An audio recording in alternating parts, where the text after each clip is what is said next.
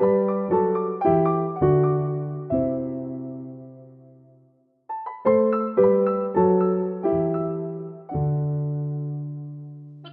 we are back again, and we are going to next talk about how to pop a couple things out. I mean, you can see how this painting is sort of coming together, right? And let me crop this in even more because I don't paint that. Though actually first, little quick exercise. Let's say I was painting the pine up top. Let me just get rid of this. No, I want to keep that, this. Okay, let's say I was painting the pine on the top of the ceiling, here, here, and I'm also painting the window frame. There might be a question as to, are they the same? Like, because we know they're like a warmish yellow, right? Because they're both wood and they're both inside. But one of these is definitely different. The top pillar is probably because it's picking up some light from the left side of the window, is definitely a greener, right? And lighter and maybe a bit cooler. Maybe the same warmth, depending how much that secondary window light is. So that's all I wanted to say, just in case anyone was going to be painting that. That's how I would think about it. But really, I think I painted something like this. Okay, and so this one here, what I would do is I would probably take this, and this is how I paint this as well. I would desaturate this pink because I want it to sit back farther in the painting. So like that. And then I'm also going to want to soften this edge. You can soften it edges by a variety of different ways, which I won't go into in this tutorial. You're probably saying, thank God. What is good is have a harder edge. This is getting more direct light. There are a bit more harder edges in the direct light. However, this window sill is sort of nicely placed because it is pointing down at my focal point. So it's a nice line that puts you into the focal point. However, I don't want hard edges up here at all because I want you to stay into my focal point. The more you exaggerate this, the more you get like a halo effect on the person, which, you know, at some point will not be desirable. Anywho, so let's talk about this plant here for a second. So this is, yes, there's a couple leaves in the light, but it is sitting back, it is inside, it is a warmish green. Let's pop over to my palette and look at our warm green options. So let me clear all of this. Actually, no, let me clear part of this. So I want to clear everything. Oh, oh no, I've cropped my palette out. That's okay. I also have a reference. That's handy. Okay, so I'm going to switch, actually, this is even better. I'm going to take this off and we're going to go back to my painting. Here, I'm going to move the reference. And here we go. So if I want to paint this green up here, right here, we know that it is not going to be my Caribbean turquoise. You know, sometimes just honestly, like I don't say this to be like mocking. I just say this like sometimes I think like this. I'm like, well, if I don't know what it is, let's rule things out, right? It's not that. That is probably Caribbean turquoise plus lemon yellow plus cad yellow. That's too bright. I mean, if you would like to paint it like that, that could look pretty funky. But, you know, if we're roughly going by the transition of colors in this photograph, I think we can agree it's probably not that. So we know that it has to be less saturated, warmer, right?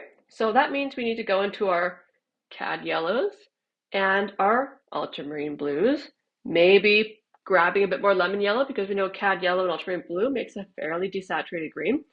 But we are, you know, describing in those terms, right? So maybe we're kind of here. Let's just see there. Still, that's still pretty bright, right? But maybe that's a leaf here, here. So we're looking to, so this is too bright.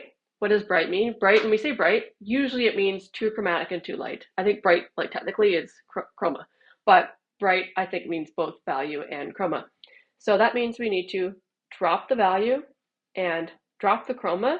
And then let's just see, I don't know if the hue is right. Let's just see the hue. Okay, I think we're closer now. We've dropped the value, we've dropped the chroma, but it needs to be a bit warmer. So let's pop over into our greens. Okay, I like that. So we have a warmer yellowish green, right? And maybe also needs to be a bit darker. And let's just smidge it over to the right a bit more. Okay, and I'm squinting at that and I'm thinking maybe darker again. Okay, I think we're pretty close. So that's the internal thought process of my convoluted mind. So let's now apply that. So like that's how I would get over here, but let's see if this works. So I apply this here. I don't really know this plant, but I do love plants. Okay, that's fine. So that's there. However, it doesn't have a shadow side. Now, depending on where your objects are, the farther back they get, the less highlights they get, the less light side versus shadow side. So if this plant were in the back there, it might be over here hanging out like this. Does not have a light side, and that works. However, with this plant being here, with it getting a light side on the with it getting light on its left side, its light side, I would expect, I think, it to have some shadow. We've established what the overall plant is. We now need to give it a shadow side, and we need to model it like something. So let's say you look at this plant, and you're like, I just see a bunch of leaves, Kayla. I hear you. Plants are difficult, and I do struggle with them. So what we're looking at here is a half sphere, right? Like this. You can kind of make it as spherical as you like, but this is the model. And if you're saying, well, how does that help me? Well, if you know how to model a sphere, this is a sphere, right? Boop, like that. Then we can model our plant very, very similar, except for only the upper half of the sphere. So let's take this, let's get our shadow side. Let's say now we're not even looking at the photograph, we don't care. What do we know about the shadow side? It is darker, it is below value 5 usually, but it's certainly a few steps darker than whatever the light side is. The farther the object is away, the fewer steps are between the light and shadow side, because we don't want to create a huge amount of contrast. And this is one of those cases, this plant, we are not looking to have this plant pop out, though I will show you how it looks popped out. So we would like to make a darker side. So we're going to go darker for sure.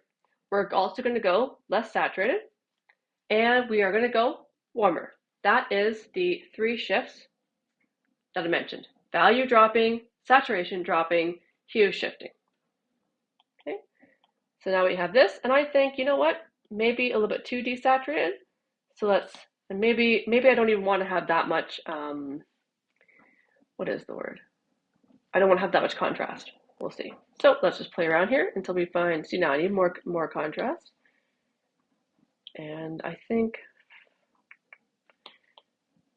nope, see me finicking around with what I want here. Okay, that's the color I want. Possibly more green.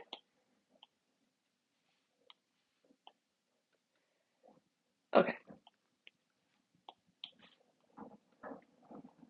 Feels like it's just like such a delicate balance, isn't it? Right? Okay, that is our shadow side of the leaves. When you have strange textures, like hair, for instance, right? Hair is sort of thought about as the same way as leaves are. Bunch of stuff, right?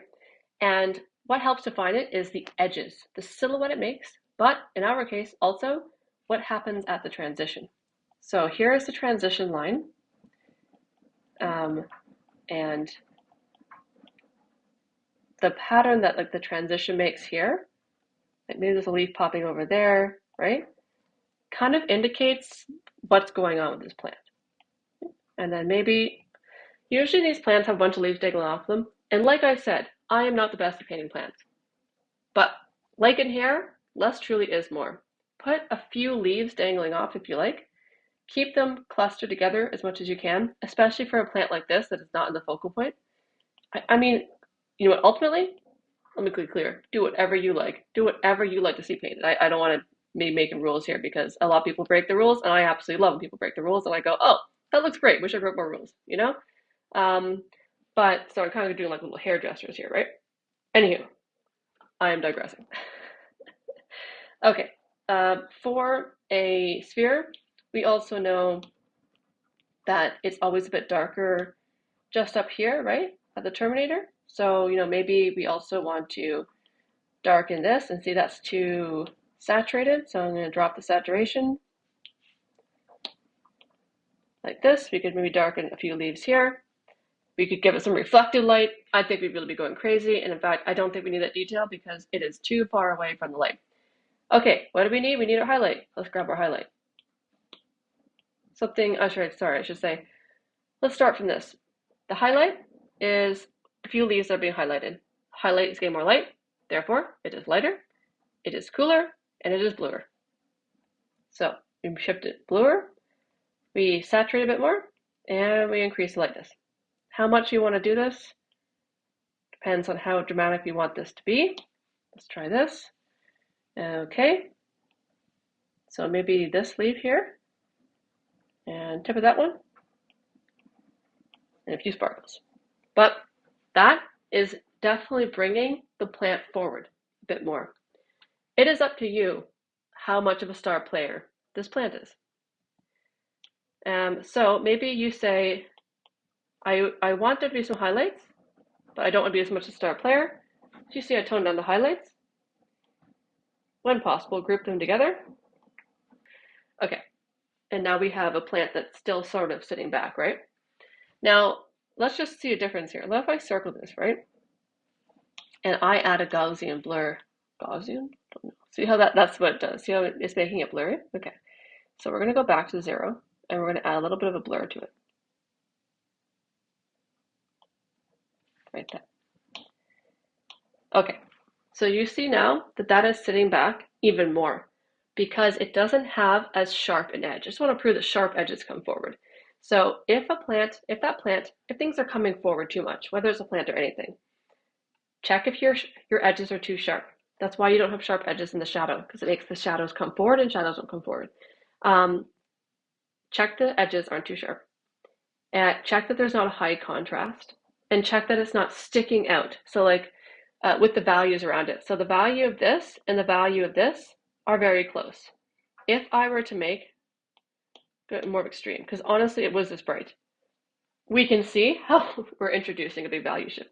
Similarly, if I had made this as dark as it does probably appear, in fact, actually that actually looks pretty good. I guess I should maybe push that a bit more. If I were to do this, there we go, that kind of, you can see as well that is, giving a higher contrast, right, between light and dark, and therefore drawing the attention, which I think actually looks really cool here. So maybe that would be a focal point as well. Anyways, it's all about playing up, what you want to play up, what you don't want to play up. Okay, let us, actually, is there anything else we really need to say about this? You know what? I think we can probably wrap this up here. I think that's the main principles of our of understanding this scene here, right? So to recap, it's all about identifying the different relationships of value to each other. So if I say the window is the most coolest chromatic thing in this painting around a value 3, then we know that with our reference over here, right, we can see how we block out the colors that make up the window and we set them aside. The window is a very obvious one, but it's occurring with every other object as well. If I say my sweater is warmer and darker than the windowsill, then there's only a few colors, cad orange, cad red, and ultramarine blue, that can make a warm dark orange. And I hope this makes some sense. I should say, if this does not make sense, most things that, especially if you're new, or even if you've been painting for a while, things click at different times for us. I don't know how many times I listened to painting, I was like, oh yeah, I'll get it. And then like a year and a half went by and I was like, oh. Things will just suddenly, it's almost like your brain thinks it's like, I'm now at a place where what I've just heard is exactly the answer I need to solve this problem, and then it just clicks. And so if this hasn't clicked, first, please leave some questions in the comments. I'm very happy to answer and to explain more about the different theory I'm showing here. And also give hope that one day it will. And it may be very beneficial. Maybe it won't. Maybe you think about color a different way, and that's okay. All right, well, thanks so much, guys, for listening to this. And it's been lovely to talk about it. And I hope you, I hope you get something out of it. So, see ya.